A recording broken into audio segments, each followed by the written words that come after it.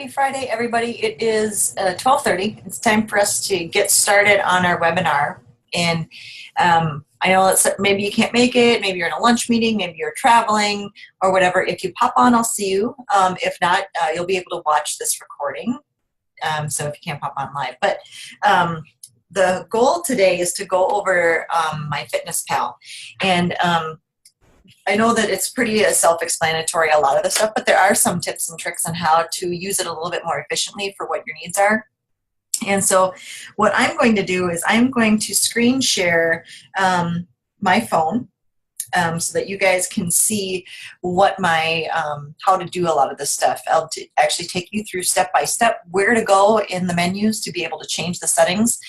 So some of the focus is to, it's the basics of MyFitnessPal. We want to go over the settings. So what should your goals be set at? What should your macros be set at? How do you figure that out? MyFitnessPal does a lot of it on its own, but there are some specific things that will help you to be more successful that I want to share. And also like some easy tips about adding your meals, adding recipes off of the web.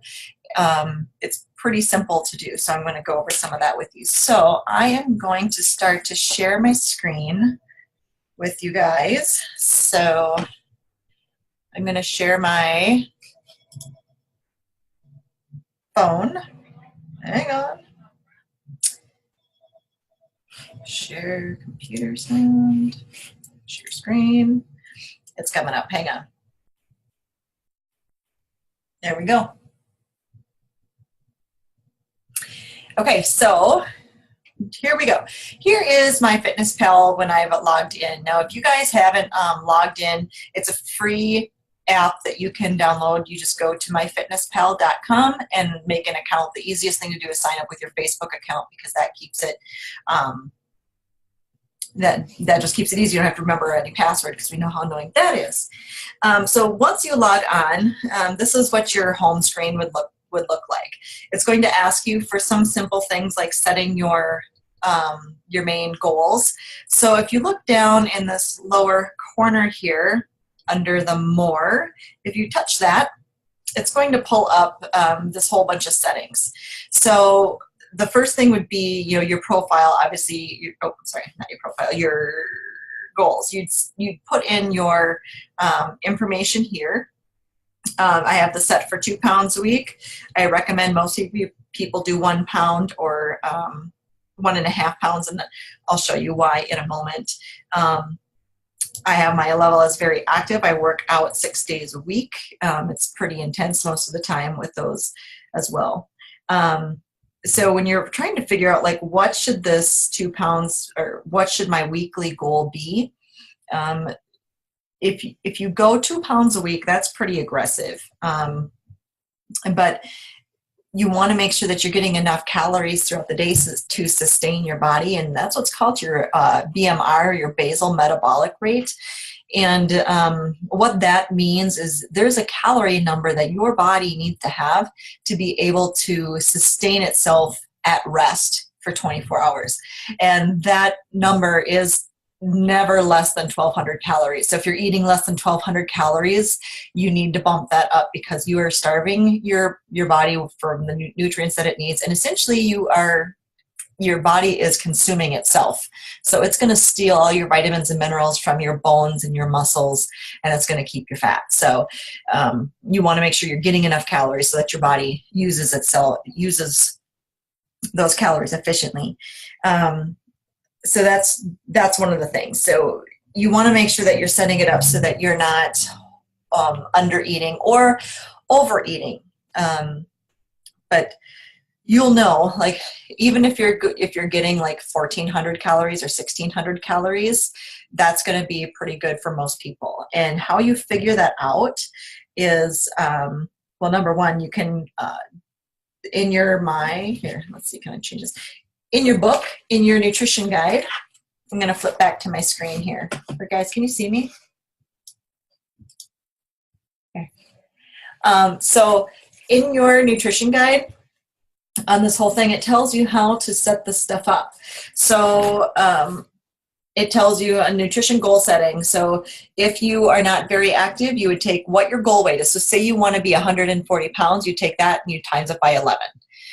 If you are really active, you take your goal weight and you multiply it by 12. And that's going to give you your approximate calories that you want to get on a daily basis. So with that said, I'm going to just kind of flip back here to the goals. Couple of things that you want to start here. So here are, did it come back to me?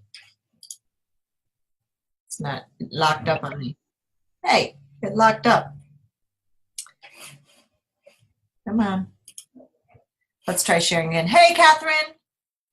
Good to see you. I'm just trying to share my screen here. It didn't.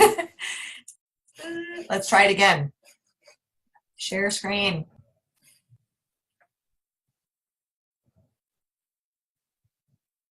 Come on. Hello. There we are. Okay, so we're back at it. So anyway, so what I was going to start talking about is your nutrition goals here under your calorie and macronutrient goals. So under here, it's showing that my calories are going to be 1,600 and carbohydrates at 50%, protein at 20%, and fat at 30%. Our goal during this challenge is to increase muscle mass. Well, muscle is protein, and in order to gain muscle, you have to eat muscle. So we want to make sure we bump that number up a little bit. So these goals that you have here, it says it in your book, you want to change them to 40, 30, and 30. That's going to give you the best amount of macros. That's what we found where we get the most success. So change that there. And again, that was under your calorie and macronutrient goals. If you want to get really fancy into it, you can set your goals by meal. Talk to me about this if this is something you're interested in. I'm not going to get into that today because that can get a bit overwhelming.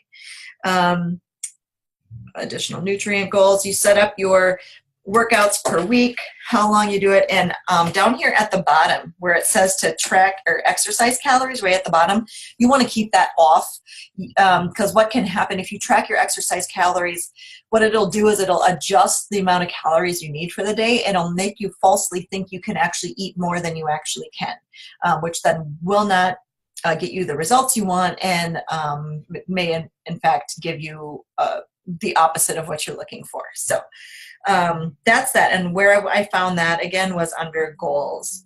Catherine, if you're pulling up, so it's under goals. So the next thing that I want to talk about is how to find your friends, how to get friends set up. So if you click, I just scrolled down and I clicked on friends. So you can friend us just like you're in my Facebook or Instagram or anything like that. But in order to do that, you need to know either A, their email, or B, their MyFitnessPal username. So if you want to post your FitnessPal username on the Facebook group so we can friend each other if we're not already. I don't recommend looking at by somebody's email because it will, for example, people will send an invitation to me to my Koru Fitness email, but I am not under my Koru Fitness email. I'm actually under my personal email. So the best way to find me is by N Kutches, which is my username. So, and then you would hit the email tab right here because it says, look, invite friends using their email address or their MyFitnessPal username. So that, and if you are trying to, let me see, hang on. Or hold up the chat. I just want to make sure that I can see anybody chatting if they have any questions or anything like that, because I don't think there's any volume on you at the moment. But okay, so that's adding friends. So when you have your friends, the great thing about having friends is that we can help each other along the way. We can help each other with sharing recipes or meal ideas or just encouraging each other along the way. So once a friendship is set and you're interested in knowing like, oh, what did you eat yesterday? Because I noticed you hit your goals really well. Underneath those settings, all the way down at the bottom, the third one from the bottom says settings. There's this sharing where you can click. So I clicked on the sharing and privacy and then diary sharing. And I have mine set to friends only. So anybody who's a friend of mine in MyFitnessPal can go to my profile, click on my little diary icon, and they can see everything that I've logged. So, and the cool thing is if they like a meal that I had and they want to do that same thing, they can copy it and paste it to their own so they don't have to retype and enter anything. And I'll do that quite a bit. Like, for example, when Pete and we're eating the same way and he enters in our meal for the day and I don't want to type it in, I'll go to his profile, copy his meal, and paste it right to my own profile. Saves me a lot of time, and we're not doing double the work. The only other thing that I want to talk about here is in your diary, in your settings, under diary settings, scroll down to about midway through, or no, towards the third one from the bottom, customize meal names. This is so important. Click on customize meal names. MyFitnessPal defaults to breakfast, lunch, dinner, and snack. We are eating 5 to 6 times a day, and what happens is you end up dumping all of your snacks in one big snack pile. And when you go back to try to figure out and troubleshoot, or want my help with troubleshooting, if all of your snacks are dumped into one spot, it's hard to figure out and decipher what was eaten when and how was it paired together. So I recommend going in and changing your meal names to something like this: breakfast, snack 1, lunch, snack 2, dinner, snack 3. It's going to help you keep really organized in what you're logging. And if you don't have that third meal or that third snack, don't worry about it. Just let it hang out there. But I highly recommend doing this for everybody. So that's kind of the most thing about doing the diary settings and all that stuff. So that being said, I am going to pop back over here to the diary, and you can see, I've been logging for a while. The easiest way is you can click your plus button, you click your food, you pick your meal, and you start to type in whatever your meal is going to be. I typically do the multi-add there at the bottom, this one here, the multi-add, because I'm eating more than one thing at a time. And like if I click on, see that says chicken breast right there, if I click on that, it's going to show me everything that's in there.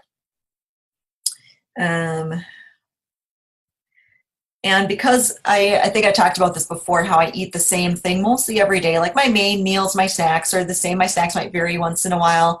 But breakfast is typically the same all week because it's easy and it tastes good. I mean, I like it. It's fast for me to do, to heat up. Dinner is where I get my variety. But the easiest thing, so if I just click back to yesterday, here's what I had yesterday. And I had it at 7:45, and you can see that my breakfast, what it contained as far as proportions.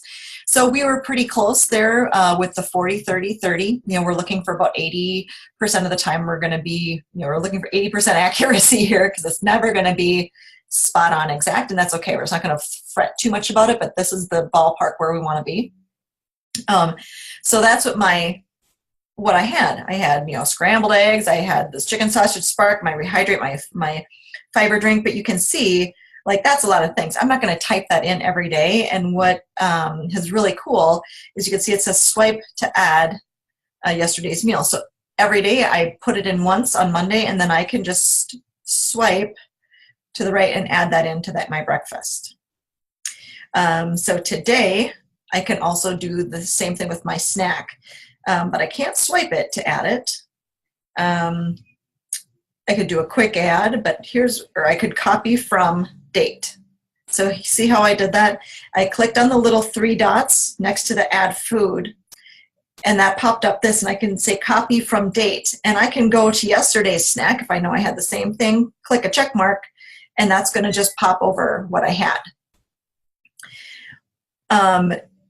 But let's say it wasn't, maybe I'm not sure. What did I have for a snack? I need to go back yesterday and see, what did I have for lunch? Okay, I had this salad here for lunch.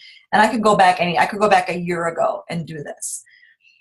So I'm going to take this salad that I had for lunch with my cucumbers, and I made my own dressing, my spring mix, my chicken breasts, and I added some strawberries. I'm going to click on those 3 little dots.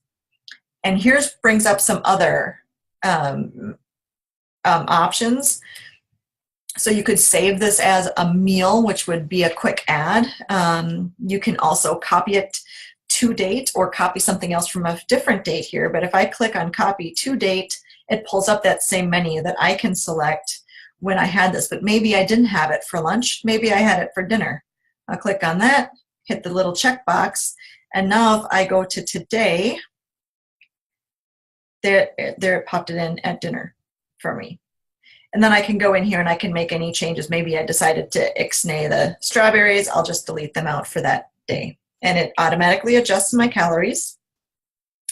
And that's a super fast way to do it. Now, if you're like me, you're looking on Pinterest or you're looking on other things to try to find variety in what we're eating. And so that's one of the things I do. I go to Pinterest and then I find something that I like. So I'd go in and I click on my Pinterest, and it's not going to pull up now, but I have my folders of things that I want. Oh, here, so I can take it back. So this was one of the things that I pulled up I thought would be spaghetti squash with Thai peanut sauce. Yum. That sounds pretty good. I love Thai, I love peanut sauce, and spaghetti squash is always a big hit.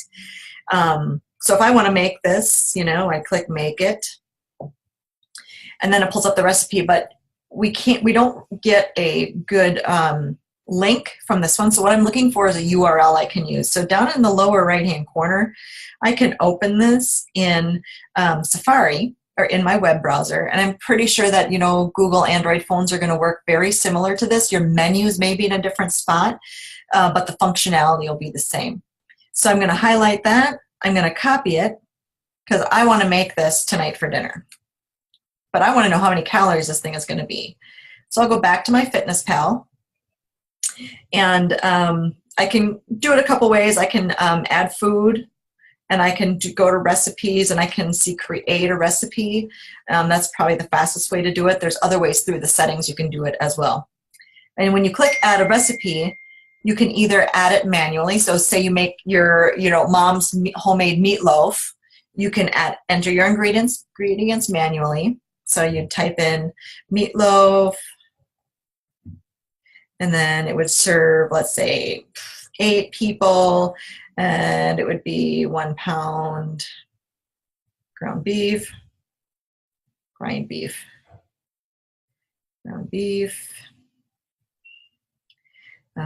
maybe 12 saltine crackers, 1 onion, I don't know what else, ketchup, something. So, and I have this bulk import ingredients on as well.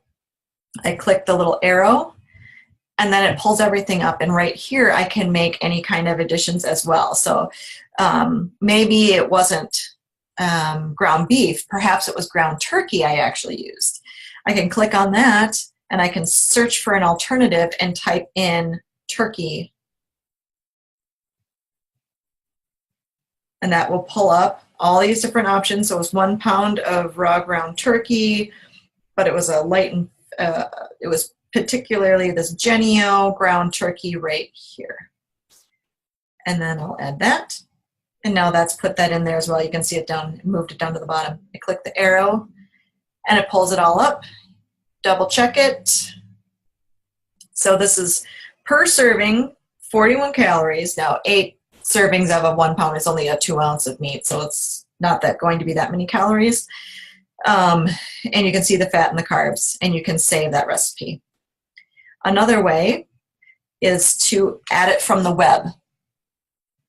So when you find something you like on the web, like that Thai peanut sauce, Thai spaghetti sauce, what is it?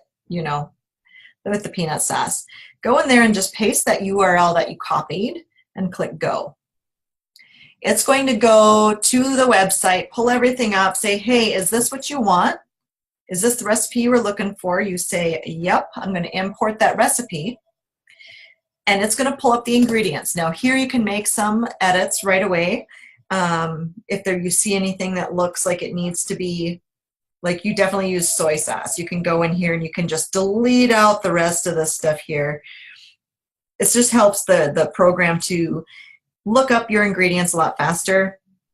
We'll stick with the apple cider vinegar and toasted sesame oil, red curry paste, all that stuff. Hey, Nicole, it's Connie. So, Unfortunately, Eric's the winning instruction. anyways, so some of my voicemail came in, sorry guys. So here is, then we do that, we match the ingredients, and you can see that it pops up what's unmatched is this parsley or cilantro leaves. Because it was parsley or cilantro. Well, I'm going to use, I will do, I'm going to do cilantro.